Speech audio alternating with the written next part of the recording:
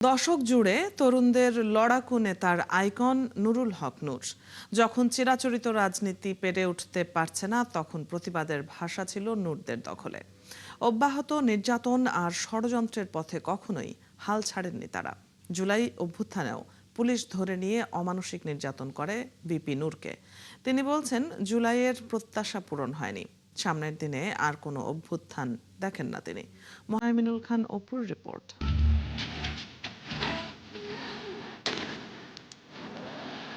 নিরীহ কোটা বিরোধী আন্দোলনে খুনখাবারি করে ক্ষমতায় টিকে থাকার চেষ্টার জন্যই ২৪শে জুলাইয়ের পতন ঘটে পরাক্রমশালী স্বৈরাচারী শাসক শেখ হাসিনার।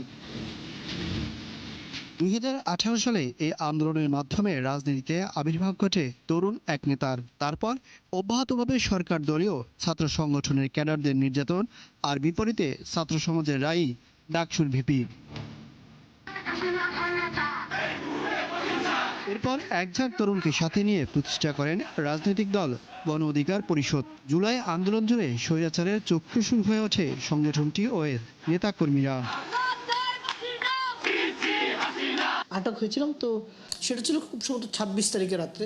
তো যখন র্যাব তুলে নেই, আমি স্বাভাবিকভাবে ভাবছিলাম যে আসলে হয়তো আর ফিরে আসতে পারবো না। ওই আন্দোলনের মধ্য দিয়ে আসলে আমাদের যে যাত্রাটা ছিল, যে আসলে ছাত্র অধিকার পরিষদ, যুব অধিকার পরিষদ বা গণ অধিকার পরিষদ, আমরা শুরু থেকে আন্দোলনের স্বতঃস্ফূর্ত অংশগ্রহণ করেছি। তো শাহবাগ থানায় যখনই নেওয়া হয়, নেওয়ার সাথে সাথেই আমার যতটুকু মনে পড়ে, তখন শাহবাগ থানা অপারেশনের দায়িত্বে ছিলেন ওসি আরশাদ। তিনি এসে আমাকে বেদরক নির্যাতন করে এবং খুবই বিশ্রী ভাষায় গালিগালাজ করে। কনস্টেবল থেকে শুরু করে এমন একজন নাই যারা এসে এলোপে ধরে কিল, ঘুষি, লাথি, যে যেমনটা পারছে। তো আমি সেন্সলেস অবস্থায় ছিলাম এখানে পড়ে।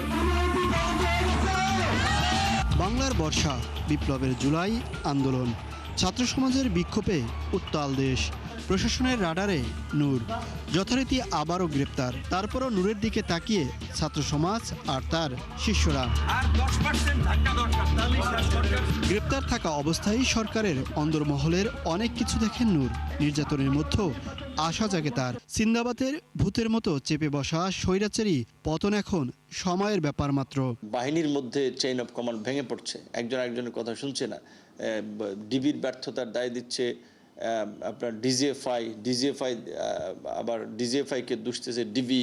এবং যেহেতু বাহিনীগুলোর মধ্যে বা প্রতিষ্ঠানগুলোর মধ্যে একটা কনফ্লিক্ট তৈরি হয়ে গেছে ক্রেডিট নেওয়ার জন্য, যে কে ব্যর্থ কে সফল, তো তখন আমার মনে হয়েছিল যে গভর্নমেন্ট ফল করতে যাচ্ছে। তরুণদের আইকনিক এই নেতা মনে করেন জুলাই সবার, তবে তার এক সময়কার শিষ্যরা যেভাবে এখন জুলাইকে বর্ণনা করে তার সমালোচনা উঠে এলো নূরের কণ্ঠে।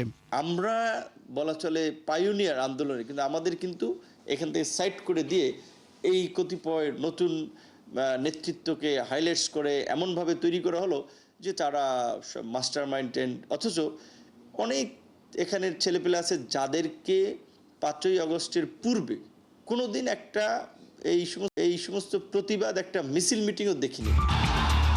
এই অল্প বয়সে বাংলাদেশের রাজনীতির নানা রূপ আর এর অলিগলি দেখেছেন ডাকসুর ভিপি নামে পরিচিতি পাওয়া এই নেতা। তিনি মনে করেন কথায় কথায় আর অভ্যুত্থান হবে না। ৭১ থেকে ৯০ হয়েছে এই আপনার বলা চলে ২০ বছরের মাথায় বা ১৯ বছরের মাথায়। দেন ৯০ থেকে এই ২৪, এই আপনার আবার ৩৩ বছরের মাথায়। কাজে গণ অভ্যুত্থান একটা রাজনৈতিক বক্তব্য বলা যায় যে গণ অভ্যুত্থান হবে, এই হবে, কিন্তু বাস্তবতা সেটা ভিন্ন। তবে আক্ষেপ নিয়ে বলেন, জুলাই প্রত্যাশা পূরণ হয়নি, এটি একটি গোষ্ঠী নষ্ট করেছে। দেখছি একদল মানুষ ওই মুক্তিযুদ্ধকে যেভাবে আওয়ামী লীগ তার স্বার্থ হাসিলের জন্য ব্যবহার করেছে, মুক্তিযুদ্ধের ইতিহাসকে কুক্ষিগত করেছে, জুলাইকেও তাই করেছে। এবং একটা গভর্নমেন্ট সেটাকে এন্ডোর্স করে গেছে, ইন্টারিম গভর্নমেন্ট। তার অভিযোগ, আন্দোলনের মাঝখানে বিদেশি শক্তিগুলো অনুপ্রবেশ করে জুলাইকে বিতর্কিত করেছে। তারা এখন সক্রিয় আছে। মোহাইমিনুল খান অপু, ৭১, ঢাকা।